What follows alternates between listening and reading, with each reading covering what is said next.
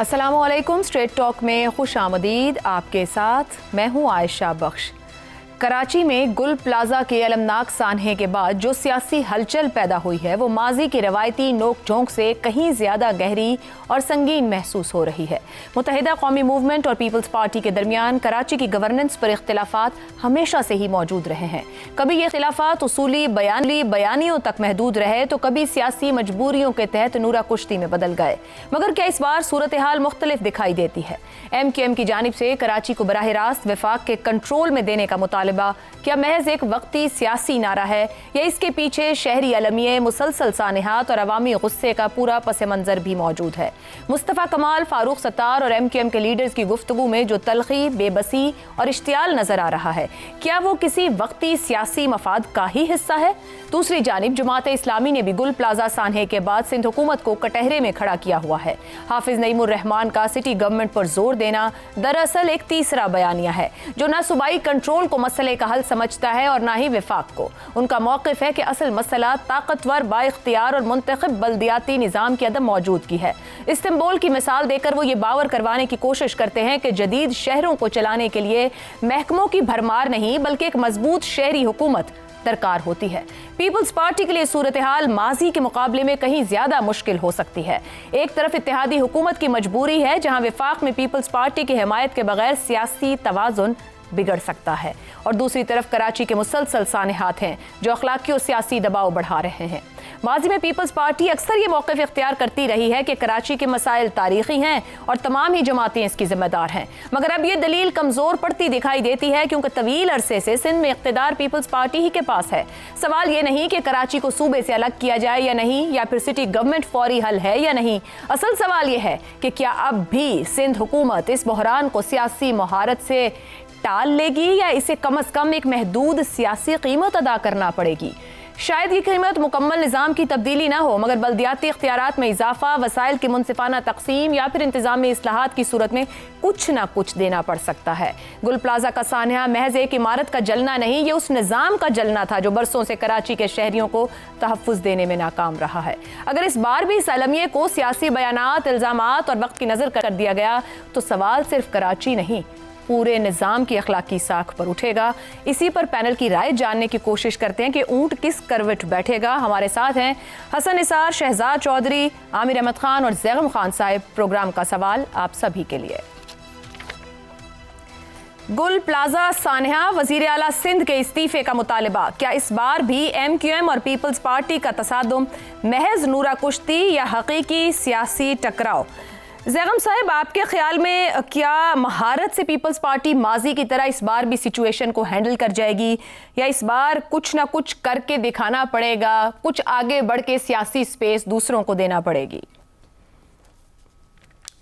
इस बार क्या ऐसा नया हो गया कि पीपल्स पार्टी इसको नहीं संभाल पाएगी?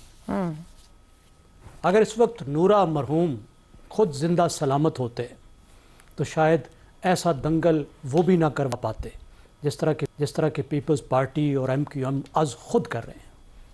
ये दोनों पार्टियां एक दूसरे की इंश्योरेंस पॉलिसी हैं। पीपल्स पार्टी इस वक्त सलामत है दो चीज़ों पे, एक सॉफ्ट सिंधी नेशनलिज्म पर और दूसरा अपने सिस्टम पर। और MQM जो है वो उसकी सिचुएशन ज़्यादा गंभीर है क्योंकि एक मौजूदा MQM को मज़ार से दरबार तक वापस लेकर आ गया है। अब MQM को पीपल्स पार्टी की ज़रूरत है क्योंकि वो भी एक लिसानी जमात है, और पीपल्स पार्टी को MQM की ज़रूरत है क्योंकि वो भी एक सॉफ्ट सिंधी नेशनलिस्ट पार्टी बन चुकी है।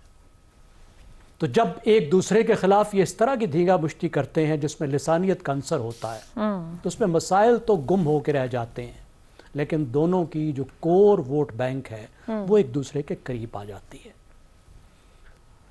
अब अगर हम कराची को देखें तो देखिए, कराची का बहरान गवर्नेंस का बहरान है, अवाम के लिए एक अजाब बन चुका है क्योंकि वो इंस्टीट्यूशन सिंध के जो घोटकी और जैकबाबाद और कश्मीर को नहीं चला सकते, वो इंस्टीट्यूशंस किस तरीके से दुनिया के एक बड़े मेगा सिटी को, एक इंतहाई पेचीदा शहर को चला सकते हैं, वो इंस्टीट्यूशंस का हाल है। और कैसे कराची जैसा शहर उस सिस्टम का बोझ उठा सकता है जिस सिस्टम के तहत पीपल्स पार्टी पूरे सिंध को कराची समेत चला रही है। तो नतीजा क्या निकला है कि अरूसल बलाद, जिसका मतलब है शहरों की दुल्हन, वो शहरों का मलंग बन चुका है, जिसकी कोई चीज़ सलामत नहीं, कोई हालत नहीं। और शहर तो गया, पाकिस्तान की मईशत को भी ले डूबा। कराची के इस हालत की कीमत पूरे पाकिस्तान ने दी है, पूरे पाकिस्तान की मईशत ने दी है, क्योंकि कराची वो शहर है जो पूरे पाकिस्तान की मईशत को उठाने की सलाहियत रखता था और रखता है। अब हल क्या है? हल बड़ा वाज़ेह है कि जो इंस्टीट्यूशंस डिलीवर नहीं कर रहे, वो इंस्टीट्यूशंस बिल्ड होने चाहिए। इंस्टीट्यूशंस के बगैर न सिंध चल सकता है, न कराची चल सकता है। डेवोल्यूशन की ज़रूरत है। दुनिया भर के मेगा सिटीज़ अपने आप को खुद चलाते हैं, खुद मैनेज करते हैं, कोई मसला नहीं है। ज़ैगम साहब, दो बातों को कमेंट कीजिएगा। एक, वो इस्तांबुल सिस्टम की बात की है जमात इस्लामी ने, जो खुद 1 फरवरी को एहतजाज किया, वो हल हो सकता है। और फिर आपने इंस्टीट्यूशंस की बात की कि उनको काम करना होगा, मगर यही इंस्टीट्यूशंस तो उस सिस्टम का हिस्सा है जिसका आप बार बार जिक्र कर रहे हैं। क्या सिस्टम भी समझ रहा है कि कुछ करना पड़ेगा? देखिए, सिस्टम का मतलब है इन इंस्टीट्यूशंस को कैसे कैश काउ बनाना है। सिस्टम का मतलब इंस्टीट्यूशंस नहीं है। सिस्टम का मतलब इंस्टीट्यूशन डिसफंक्शनैलिटी काज करके, उनको चलने से रोक के, उनको करप्ट करके, उनको खराब करके, उनसे दूध निकालना है। फंक्शनिंग इंस्टीट्यूशंस अगर होते तो वो सिस्टम होता जो सिस्टम होना चाहिए था, गुड गवर्नेंस का सिस्टम। देखिए, इस्तांबुल भी उन शहरों में से है, और एक शहर नहीं है। दुनिया का हर मेगा सिटी, वो वेस्ट का हो या ईस्ट का हो, वो लोकल गवर्नमेंट के तहत चलता है। लोकल गवर्नमेंट ही उसको चला सकती हैं। वो स्टेट का, न्यूयॉर्क अपनी स्टेट का हिस्सा है, लेकिन न्यूयॉर्क खुद अपने आप को चलाता है, उसकी पुलिस अपनी है। वो पोर्ट्स को चलाता है, वो एयरपोर्ट को चलाता है, वो अपने आप को मैनेज करता है, वो उल्टा विफाक की मदद करता है। इतना जबरदस्त शहर है, इतने जबरदस्त वहां के इंतजामात हैं। लंदन को देख लें, बम्बे को देख लें, तो वही मॉडल तो वही है। लेकिन अब देखें ना, अब ये हजरात क्या करते हैं, क्योंकि मसले का हल नहीं करना, मसला ये है कि किसी ना किसी तरीके से अपनी जगह बनानी है। ये जो मजार से आ रहे हैं दरबार तक, दरबार में तो जी, अब देखिए, अब वो क्या कह रहे हैं। मुस्तफ़ा कमाल साहब ने क्या किया, बजाय इसके कि इन मसाइल पर बात करते, डेवोल्यूशन की बात करते, उन्होंने सेंट्रलाइजेशन डिमांड की है। माशाल्लाह, वो कहते हैं इस्लामाबाद से मिला दो जी। भाई, यहां जो है मुस्लिम लीग नवाज तुमको ज्यादा बेहतर चला देगी, जो साल में एक दफा तशरीफ नहीं ले जाते। ठीक हो गया, इस्लामाबाद में बैठी पार्टियां आपको चलाएंगी। आपको डेवोल्यूशन चाहिए, सेंट्रलाइजेशन क्या चाहिए, और वो बहस ठीक हो गया। क्लैरिटी नहीं है अभी भी लीडरशिप के पास, कुछ हो नहीं सकता। दुरुस्त हो गया। उनको क्लैरिटी है, उनको क्लैरिटी है कि हमारा मफाद किसमें है, अपना मफाद चाहिए। तो बात तो फिर वहीं आ गई कि अवाम तो कहीं नहीं है। शहजाद चौधरी साहब, ये शिद्दत से इस्तीफे मांगे जा रहे हैं, एमक्यूएम की तरफ से भी, जमात इस्लामी भी ये कह रही है। आपके ख्याल में कराची को विफाक के कंट्रोल में देने का मुतालबा अवामी दर्द है या सियासी दबाव बढ़ाने की हिकमत अमली है? वाकई हल चाहिए इन सियासी जमातों को कोई?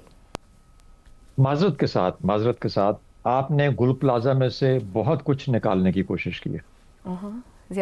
गुल प्लाजा में बदकिस्मती से जो दफन था वो सब निकल चुका। अब वहां पे और कुछ नहीं है, और ना ही कुछ और निकलेगा। शायद मैं आगे आता हूं आपकी बात आगे बढ़ाते हुए कि शायद उसमें से उम्मीद की क्या रखी जा सकती है इन सारी चीजों में से। लेकिन एक नजर हम देख लेते हैं चीफ मिनिस्टरों की लिस्ट के ऊपर, जो कि सिंध के चीफ मिनिस्टर रहे। आपको इंटरेस्टिंग बात लगेगी कि उसमें से मैंने 3-4 ऐसे नाम निकाले जो कि पीपल्स पार्टी के नहीं थे। कौन कौन थे? गुलाम मुस्तफा जतोई बाद में नहीं थे, चीफ मिनिस्टर बने, लेकिन पहले थे, हमेशा से थे। मुमताज भुट्टो बाद में नहीं थे, हमेशा से थे। जाम सादिक अली बाद में नहीं थे, पहले हमेशा से थे। यानी पाकिस्तान पीपल्स पार्टी जब वहां हुकूमत में नहीं होती तो तब भी पीपल्स पार्टी ही हुकूमत में होती है। एक गौस अली शाह साहब थे जो पीएमएल पाकिस्तान मुस्लिम लीग का नाम लेके चले, और एक क्यू के कुछ साहब थे जो कि वो आई थिंक मुझे उनका नाम अब याद नहीं आ रहा, बड़े भले लियाकत जतोई भी रहे सर नून लीग के। तो या मेहर अली थे, वो इस थिंक ऊपर से कहीं से आए, जो सिंध के अपर सिंध से आए थे। एक बीच में उन्होंने भी वो एक मार्शल लॉ के जमाने में टाइम गुजारा। लेकिन कहने का मतलब ये है कि पाकिस्तान पीपल्स पार्टी नहीं तो पाकिस्तान पीपल्स पार्टी का कोई और शख्स वहां पे हुकूमत। जब इस तरह की हकीकत हो तो क्या नूरा कुश्ती और क्या सियासी टकराव, और कौन सा हकीकी सियासी टकराव? बात हुई कि एमक्यूएम को असल में किस किस्म की आंखें दिखा रही है और क्या है। जिक्र हुआ कि एमक्यूएम जो है वो as a party MQM party नहीं है, MQM को पार्टी की जरूरत है। ये बदकिस्मती है। MQM एक जमाने में आवाज हुआ करती थी कराची की या हैदराबाद की, उसके बाद MQM का अब सिर्फ शेडो रह गया। वो शेडो जो है वो कोशिश कर रहा है कि मैं किसी के साथ लिंक हो जाऊं, और हमेशा उसको किसी के साथ नत्थी कर दिया जाता है। आपका ये सवाल कि अच्छा MQM अब जो आवाज उठा रही है इससे क्या हासिल होगा, यानी बड़े सीन के ऊपर कुछ भी हासिल नहीं होगा, सिंध में कुछ भी हासिल नहीं होगा। एक दो चीजें हो सकती हैं, क्योंकि ख्वाजा सफदर की आवाज, ख्वाजा अपना आसिफ की आवाज भी बीच में शामिल हो गई, और वो ये है कि 18वीं तरमीम का जिक्र हो रहा है, उससे फिर 28वीं तरमीम, उसमें से कुछ हिस्से निकाल के मिसाल के तौर पे लोकल बॉडीज वाले 140, ये शोर शराबा है। होगा या नहीं होगा ये देखने वाली बात है। तो इसलिए नूरा कुश्ती का तो सवाल ही पैदा नहीं होता, क्योंकि उनमें बेचारों में जान ही नहीं है। नूरा कुश्ती तो वो करे जो बराबर की टक्कर में हो और फिर भी बीच में मिले मिलाए हो। इनको तो किसी के साथ नत्थी कर दिया जाता है MQM वालों को, उनमें अब वो जान ही नहीं रहेगी। मुस्तफा कमाल साहब वजारत सेहत छोड़ेंगे अपनी, चाहे जो मर्जी बातें करते रहे। तो इसलिए बदकिस्मती से ना मुझे कराची का, जब तक पाकिस्तान पीपल्स पार्टी, और अब पार्टियां हैं कौन सी सिंध के अंदर, नेशनलिस्ट खत्म हो गए, तरक्की पसंद को खत्म करके रख दिया, एक दो आवाजें रह गई, मुश्किल से कुछ भी नहीं रह गया वहां पे। क्या है PTI कराची में 17 सीटें ले गई थी एक जमाने में, उसके बाद अब खत्म हो गई। MQM जब कोई दे दे तो जो दे दे वो ले लेते हैं, कुछ भी नहीं रह गया उनके पास। या वो सिंध के अंदर अपने पगाड़ा साहब बैठे हैं जिनकी वो हकीकी या क्या फंक्शनल मुस्लिम लीग है। तो मेरा ख्याल है कि कुछ कोई कंपटीशन है ही नहीं पाकिस्तान पीपल्स पार्टी का। शहजाद साहब, आप ये कह रहे हैं कि माजी की तरह कराची के बहरान से पीपल्स पार्टी सियासी महारत से निकल जाएगी, कोई कंपटीशन ही देने वाला नहीं है। सिंध की बदकिस्मती समझ लीजिए, सिंध की बदकिस्मती समझ लीजिए कि सिंध की किस्मत में ये जो मखदूम और ये सारे बड़े और वडेरे यही रह गए, और सिंध का हाल वही होगा जो कि है, जैसा चलता रहा है। मुझे तो कराची का अफसोस होता है कि कराची का जो हाल हो गया, और इसमें से अगर हम गुल प्लाजा में से कराची की कोई बेहतरी ढूंढते हैं तो वो कम से कम नहीं मिलने वाली। कितने साने आए, कितने गुजर गए, इसमें से क्या निकलेगा? अगर इस हुकूमत में जान है, वफाकी हुकूमत की बात कर रहा हूँ, अगर इसमें जान है तो 28वीं तरमीम के अंदर 18वीं तरमीम के कुछ हिस्से निकाले, उनको वेरीफाई करे, उनको चेंज करे, उनको वेरिएशन क्रिएट करके फिर 28वीं तरमीम लेके आए, 140A को तहफ़्फ़ुज़ दे, और मुकम्मल तौर पे एक सेंट्रल प्रोग्राम बनाए जो कि पूरे मुल्क के लिए लागू हो, एक ही जैसी पॉलिसी। तो फिर मैं कहूंगा कि हाँ, इस के अंदर से कुछ निकल सकता है, लेकिन उसका ताल्लुक गुल प्लाजा से नहीं, वफाकी हुकूमत की रीढ़ की हड्डी से। ठीक हो गया। हसन निसार साहब, अभी ऊपर जैसे बात हो रही है, उम्मीद नहीं नजर आ रही पैनलिस्ट को, मगर कोई सियासी जमात सेंट्रलाइजेशन की बात कर रही, कोई डेवोल्यूशन की, ऐसे दुख भरे दिलों के साथ मीडिया के सामने आके एक दूसरे के ऊपर इल्जामात, तुम ये करते रहे, तुम वो करते रहे, इस तरह की गुफ्तगू सियासी जमातें करी। सवाल आपसे यह है कि पॉलिटिकल लीडरशिप रिवर्स में चलने की क्यों इतनी आदी है? इनके पास क्यों फ्यूचरिस्टिक गियर, कोई फ्यूचर प्लान, कोई आगे जाने का रास्ता क्यों नजर नहीं आता है? हमेशा अपना जाती सियासी मफाद क्यों रहता है? सुभान अल्लाह भाई, बड़ी अजीबो गरीब बात की है आपने। रिवर्स में चलने के आदी हैं या हो गए हैं, फलाना है। मतलब फॉल ऑफ ढाका के बाद भी ये सवाल पूछा जा रहा है, हैरत होती है। नूरा कुश्तियाँ, हकीकी सियासी टकराव होगी, कुछ भी नहीं है। मिसाके मुकमुका था, जैसे एक दूसरे को गालियाँ देते रहे, धमकियाँ देते रहे, कोई ज़ुबान काट रहा है, कोई किसी के बाप को उठा के डाले में फेंक के ले जा रहा है। ये सारी तारीख है आप लोगों की, ये ज़रूरतें हैं और उसके मुताबिक। और एक बात और, ये सिर्फ सियासत ही नहीं है, आपका पूरे का पूरा माशरा जो है ये मसनूई पपियों और जाली जफ्फियों पे चल रहा है। अंदर तो आस्तीनों में तो खंजर होते हैं। अच्छा, सियासत तो 100% मुनाफकत है हमारी, ये ग्लोबली भी है, ये बड़ी अजीब एक नापाक सी चीज़ है। लेकिन हमारे यहाँ तो इसके अलावा है ही कुछ नहीं। अहमद फराज ने क्या कहा था, तुम तकल्लुफ़ को भी इखलास समझते हो, फराज दोस्त होता नहीं हर हाथ मिलाने वाला। ये अपनी अपनी वारदातों पे हैं। ये बनारसी ठग्गों पे किताबें हैं, बड़ी खूबसूरत गोरों ने लिखी, वो पढ़ के देखें तो आपको इनको समझने में आसानी होगी। बस मैं को लंबी चौड़ी उसमें नहीं जाता। ठीक हो गया, बस दुरुस्त है। आमिर अहमद खान साहब, जमात इस्लामी 1 फरवरी को जीने दो कराची की कॉल देकर बाहर आ रही है, इस्तीफे का मुतालबा कर रही है, इस्तांबुल तर्ज पर निज़ाम मांग रही है। मुत्तहिदा कौमी मूवमेंट वफाक को कह रही है कि ले लें। पीपल्स पार्टी हुकूमत बता रही है MQM वालों को कि तुम क्या कुछ करते रहे हो, पहले हम देखेंगे, ज़रूरत पड़ी तो हम इसके ऊपर जुडिशल इंक्वायरी करा लेंगे। आपके ख्याल में क्या वाकई कराची का हल निकालना चाह रही हैं तीनों जमातें? क्या किस तरीके में, किस प्रोसीजर में कोई प्रैक्टिकलिटी मौजूद है कि अमली तौर पर कराची को डिलीवर कर पाए? मुमकिन हाल क्या है वफाक के पास? जी हाँ, देखिए फर्ज कर लें یہ تمام سیاسی جماعتیں جو کہ کراچی کے لیے کسی نہ کسی حد تک ذمہ دار ہیں، یہ جینوئنلی، یہ واقعی دل سے کراچی کے مسائل کا حل نکالنا بھی چاہیں تو سوال یہ اٹھتا ہے کہ یہ کیسے نکالیں گے اس صورتحال کا حل۔ اچھا، میری دادی ایک پنجابی کا محاورہ بولا کرتی تھی کہ سفید مونچھ کوڑ کے لیے، یعنی کہ سانپ نے ایک زہریلی چھپکلی کو اپنے منہ میں دبا لیا ہے، اب اسے نگلے گا تو بھی مر جائے گا اور اگر چھوڑے گا تو اس کے کانٹے سے مر جائے گا۔ اور یہی صورتحال کراچی کی سیاست کی اور کراچی کی سیاسی جماعتوں کی، بالخصوص پی پی پی اور ایم کیو ایم کے بیچ میں ہے۔ اب سوال یہ اٹھتا ہے کہ یہ صورتحال کیوں پیدا ہوئی؟ پاکستان کے سب سے بڑا شہر جو ہے اس کے اندر یہ سیاسی صورتحال کس طرح سے پیدا ہوئی؟ تو اگر آپ ذرا اس کے اوپر غور کریں نا، دیکھیں، یہ جب آپ کسی سیاسی جماعت سے اس کی ڈیسیژن میکنگ پاور چھن جاتی ہے تو پھر وہ نہ تو فیصلہ کر پاتی ہے کسی بھی صورت کے اندر، کسی بھی صورتحال کے اندر، اور نہ ہی وہ کسی قسم کی کوئی حتمی نتائج کی طرف بڑھنے کے قابل رہتی ہے۔ ہم نے دیکھا کہ بانی ایم کیو ایم کی موجودگی میں بہرحال یہ پارٹی سخت فیصلے کر لیتی تھی، حکومتیں چھوڑ بھی دیتی تھی، کچھ عرصے بعد چلی واپس آ جاتی تھی، لیکن پھر بھی وہ اپنے طور پر فیصلہ کرنے کے لائق ہوتی تھی۔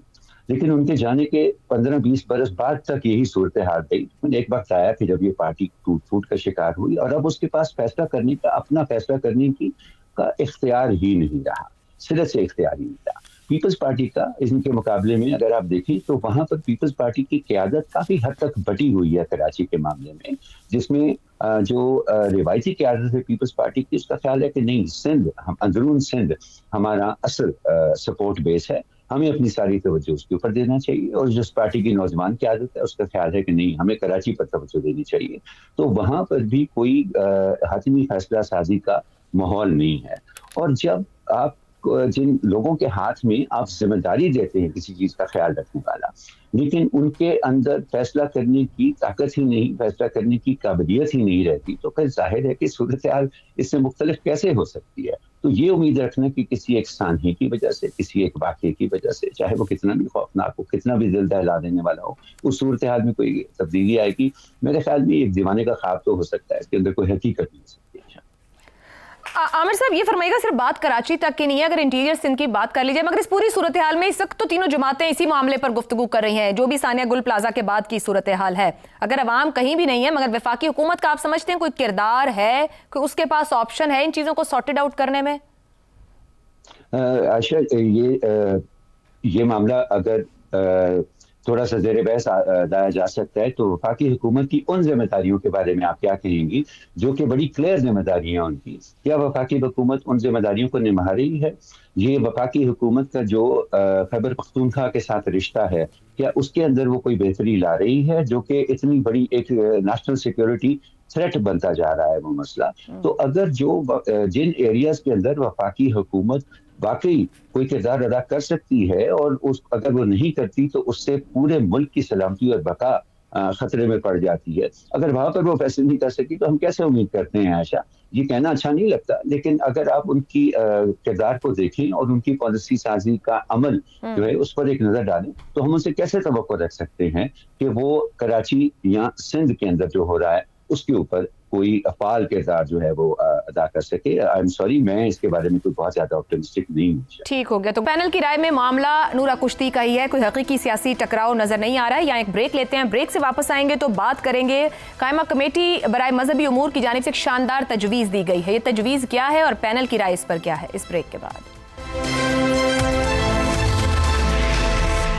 پروگرام میں ایک بار پھر خوش آمدید۔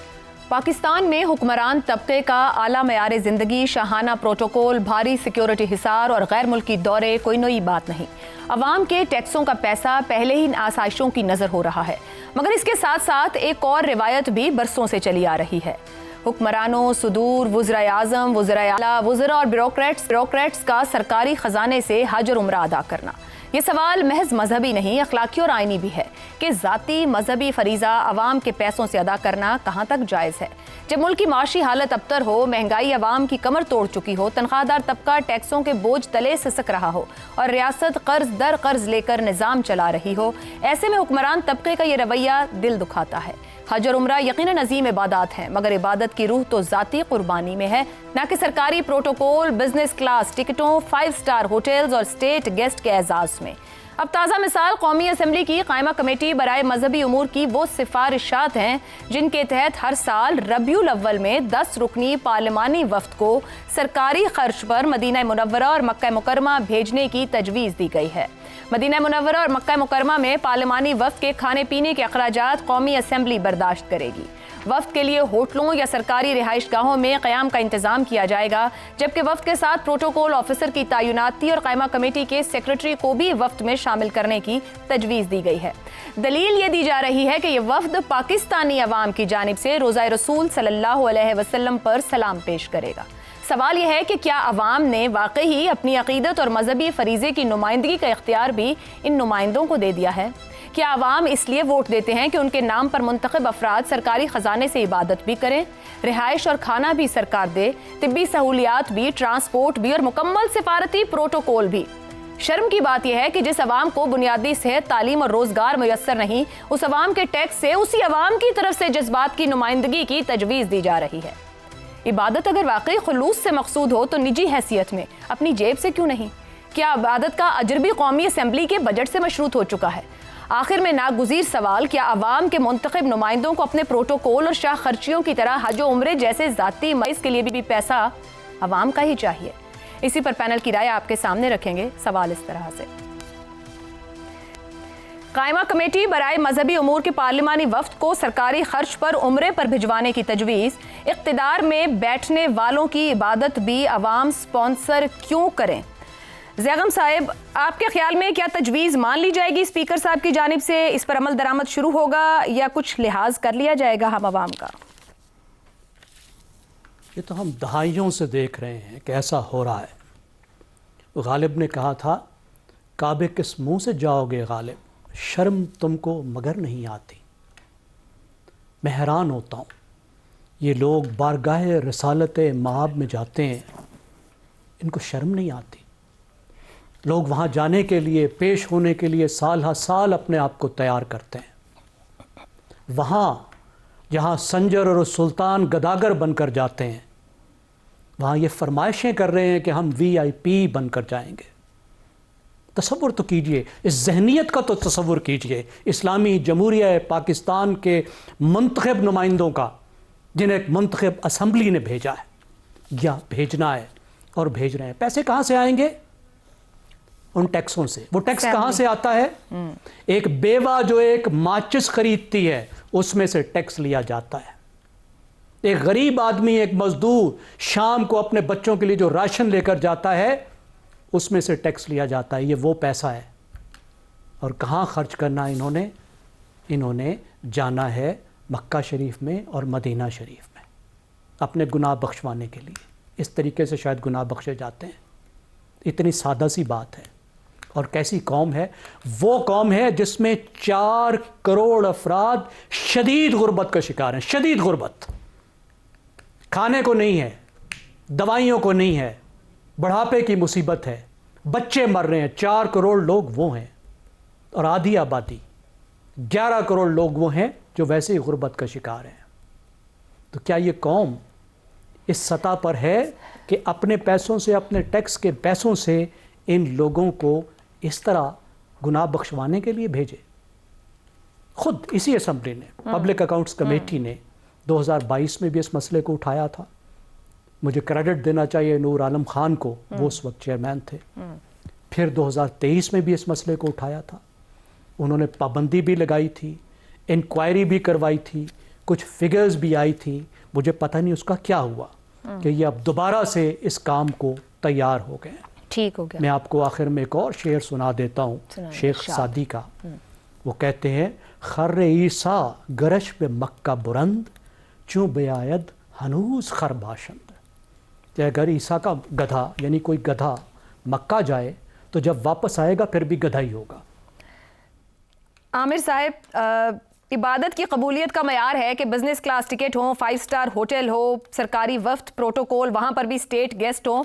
مذہبی فریضے کے لیے اخلاص کافی نہیں ہے یا سیاسی پروٹوکول کے بغیر ممکن نہیں ہے یہ؟ اچھا، مجھے کوئی 40-45 برس پہلے پی ٹی وی کے اوپر اشفاق احمد صاحب کا ایک ڈرامہ تھا جو کہ ایک بزرگ خاتون کے بارے میں تھا جنہوں نے ساری عمر اپنی جمع پونجی اکٹھی کی اس خواہش میں کہ وہ حج کرنے جا سکیں. اس زمانے میں حج کے لیے قرعہ نکلتا ہوتا، پھر ان کا قرعہ نکل آیا اور پورا محلہ شام کو ان کو مبارکباد دینے آیا کہ اب آپ کو حج کرنے چلی جا رہی ہے. تو اسی مجمع میں ایک نوجوان تھا جس سے اس بزرگ خاتون نے پوچھا کہ بڑی خوشی کا موقع ہے لیکن تم اداس لگ رہے ہو. تو وہ نوجوان کہنے لگا کہ میرے ماں باپ کی ساری عمر کی خواہش تھی کہ میں ڈاکٹر بنوں. اب مجھے میڈیکل کالج میں داخلہ تو مل گیا ہے لیکن میرے پاس انفارچونیٹلی وہاں پر فیس کے پیسے نہیں ہیں ہمارے گھر میں، تو اس بات سے میں پریشان. تو انہیں کہنے لگی اچھا ان سب کو جانے دو، تم بیٹھے رہو. جیسے ہی وہ مہمان سب چلے گئے وہ گئی اور اپنی تمام جمع پونجی لا کے انہوں نے اس کی گود میں رکھی اور اس کو کہنے لگی کہ جاؤ بیٹا اپنی میڈیکل کالج کی فیس جمع کرا دو. اب اگلی صبح جب محلے داروں نے دیکھا کہ وہ خاتون تو اپنے گھر میں ہی ہیں اور حج پر یہ نہیں گئی، ان سے پوچھنے آئے کہ ہوا کیا، تو کہنے لگی کہ اللہ نے میرے پہ اتنی عنایت کی ہے کہ میں نے تو ساری عمر حج کا ارادہ کیا ہوا تھا لیکن اس نے مجھے سعودی عرب بھیجے بغیر حج اکبر کرا دیا. تو ایک زمانہ تھا، یہ پی ٹی وی سرکاری ادارہ تھا عائشہ، ابھی بھی ہے، ایک زمانہ تھا کہ وہاں پر ہمیں جو سوشل ویلیوز سکھائی جاتی تھی وہ اس نوعیت کی سوشل ویلیوز سکھائی جاتی تھی. اور 40-45 برس بعد اب دیکھیں کہ قائمہ کمیٹی صاحب کا جو ڈائریکٹو ہے وہ ہم کیا اور ہماری آنے والی نسلوں کو کیا سکھا رہا ہے. اس پہ عائشہ اب ہم ہنسیں، ہم روئیں، ہم سر پیٹیں، ہماری مرضی ہے، لیکن یہ اس صورتحال کی عکاسی کرتا ہے جس میں ہمارا پورے کا پورا معاشرہ جو ہے یہ رک پائے گا. عامر صاحب آپ سمجھتے ہیں آپ نے بڑی زبردست مثال دی ہے، یہ جو تھاٹ پروسیس ہے کہ پارلیمنٹیرین یہ تجویز دے رہے ہیں، یہ رک پائے گا اگر اتنی بار ان کو پوچھا جائے کہ کوئی خدا کا خوف ہے؟ دیکھیں جی، میں سمجھتا ہوں کہ اگر کوئی مہذب معاشرہ ہوتا نا عائشہ، اور میں بالکل بسوخ سے یہ بات کر سکتا ہوں، تو ایسا مطالبہ کرنے والوں کو سیک کر دیا جاتا، ان کو ان کے عہدوں پہ جو بھی ان کو بڑے بڑے عہدے ملے ہوئے ان سے ہٹا دیا جاتا اور وہ سوشلی آسٹرسائز ہوتے. عوام جو ہے وہ ان کے ساتھ اپنا تعلق ختم کر دیتے. لیکن انفارچونیٹلی دیکھیں یہ ایک طبقے کی بات نہیں ہے. ہم بار بار اس پروگرام میں بیٹھ کے یہ بات کرتے ہیں کہ یہ جو سوچ ہے کہ اگر آپ کی پہنچ سرکاری خزانے تک ہے تو جہاں تک ہاتھ مار سکتے وہ مار لو، وہ آپ کا حق بنتا ہے. یہ سوچ پورے کیا کہا جا سکتا ہے. ایک بریک لیتے ہیں، بریک سے واپس آئیں گے تو حسن نثار صاحب اور شہزاد صاحب سے جانیں گے یہ شاندار تجویز جو ہے، یہ تھاٹ پروسیس ہے، کیا بار بار ہمارے سوال اٹھانے پہ بھی رک پائے گا؟ اس بریک کے بعد پروگرام کے آخری حصے میں ایک بار پھر خوش آمدید. حسن نثار صاحب، یہ تجویز دی گئی ہے پارلیمانی وفد کی بھیجا جائے عوام کے نام پر سلام کلام پیش کرنا، یہ اختیار کس نے انہیں دیا؟ یہ سوچ اور اتنی شاندار تجاویز یہ پارلیمنٹیرینز کے ذہن میں کیسے آتی ہیں؟ پارلیمنٹرین یہ ڈی این اے کا مسئلہ ہے بھائی. پارلیمنٹرین کیا ہے؟ اچھا، مجھے تو یہ سوال سنتے ہوئے اور جواب دیتے ہوئے بھی شرم آ رہی ہے، غصہ چڑھ رہا ہے، ہنسی آ رہی ہے. ایک سادہ سی بات ہے جو ساری زندگی نہیں افورڈ کر سکتا. یہاں بیٹھ کے دعا نہیں مانگی جا سکتی یا سلام پیش نہیں کیا جا سکتا. کیا گھٹیا سوچ ہے. اچھا، میں نے بے شمار، چونکہ میرے تو پتہ نہیں for more than 25 times I visited Saudi Arabia, رہتا رہا ہوں وہاں. تو جس جگہ پہ، جس ملک میں 2 نمبری اور ملاوٹ ہو ہر جگہ، خوراک سے لے کے دواؤں تک، تو عبادت میں کیوں نہیں؟ مجھے آپ لوگوں کی حیرت پہ بھی حیرت ہے. اچھا، یہ ابھی انہوں نے سنایا عامر صاحب نے پی ٹی وی غالب صاحب کا ایک شعر. اچھا، فہیم صاحب نے، اچھا زیغم صاحب نے اصلی شعر سنا. گو واں نہیں، گو یہ بھی غالب کا ہے. گو واں نہیں پر وہاں سے نکالے ہوئے تو ہیں، کعبے سے ان بتوں کو بھی نسبت ہے دور کی. یہ وہ لوگ ہیں. اور وہ جو اقبال نے کہا تھا، میں جو سر بسجدہ ہوا کبھی تو زمین سے آنے لگی صدا، تیرا دل تو ہے صنم آشنا، تجھے کیا ملے گا نماز میں. اور یہاں صنم کون ہے؟ حرام، لوٹ مار، پلنڈر. خدا کی پناہ. میں جانتا ہوں یہ کس سمت میں جا رہا ہے، لیکن یہاں تک پہنچ جائے گا اس کا مجھے ابھی اندازہ نہیں تھا. بہرحال ٹھیک ہے, اسلامی جمہوریہ اور پاکستان, ٹھیک ذرا ہے. لفظوں پہ غور کرو, پھر اپنے پارلیمنٹیرینز کی اور اپنی سیاست کی شہزاد صاحب اس پہ چڑھا. ٹھیک ہو گیا سر. شہزاد صاحب بڑی بڑی تجاویز جو ہے نا وہ ان کو پڑھتے ہوئے, جیسے ابھی حسن صاحب بھی کہہ رہے تھے, میں بھی سمجھ نہیں پا رہی تھی. ہر پیپر میں یہ خبر آج کے تجاویز ہیں, کھانے پینے کے اخراجات قومی اسمبلی سیکریٹریٹ دے گا, ہوائی ٹکٹوں کا دے گا, سرکاری رہائش گاہیں ہوں, ساتھ بطور گائیڈ جائیں, طبی سہولیات بھی دیں گے. ایک قومی اسمبلی کیا کہیں سے کمائی کرتی ہے جہاں سے دیں گے؟ اور کیا پھر اس طریقے سے جانا عقیدت ہے یا یہ مراد یافتہ طبقے کے لیے ایک اور سہولت ہے؟ یہ کیا ہے سب؟ عائشہ, سچ ہے کہ اس معاشرے میں جس میں ہم رہتے ہیں سچ نہیں پنپ سکتا. نہ یہاں کوئی سچ سننے کو تیار ہے اور نہ ہی کوئی سچ برداشت کرتا ہے. دیکھیے, اس قائمہ کمیٹی نے سچ بولا ہے, اور سچ اس طریقے سے بولا ہے کہ وہ ایک ایسا کام جو کہ دہائیوں سے کر رہے تھے وہ اس کو سامنے لے آئے. انہوں نے کہا یار اس کو ایک کور دے دو, یار لیگل کور دے دو. ہم کر تو رہے ہیں. مجھے بتائیے کون سا ایسا حکومت پاکستان کا کوئی کارندہ, نمائندہ, کوئی گزرتا ہوا وزیر, مشیر, سفیر جو کہ اس علاقے سے گزر رہا اور اس نے وہاں پہ رک کے عمرہ یا حج کی سعادت حاصل نہ کی ہو. اچھا, اور یہ عمرے خاص طور پر, حج تو چلو میں نہیں کہتا, وہ زیادہ لیگل میٹر بن جاتا ہے, تو اس لیے, لیکن کم از کم عمرے کی حد تک تو ان کا رہن سہن, ان کا کھانا پینا, ان کے ہوٹلز, ان کی گاڑیاں, ان کا طواف, ان کے آگے پیچھے جانا, ان کے ساری چیزیں جو بھی ہوتی ہیں, یہ سب کی سب حکومت پاکستان دہائیوں سے برداشت کر گزرتے جا رہے ہوں گے between Pakistan, Asia and America and Asia and London, رکیں گے جا کے مکہ شریف میں, جدے میں. تو یہ جو کور تھا اس کو انہوں نے کھول کے رکھ دیا. انہوں نے کہا یار یہ اب اس طرح نہیں, دیکھو ہمیں اللہ سے ڈرنا چاہیے.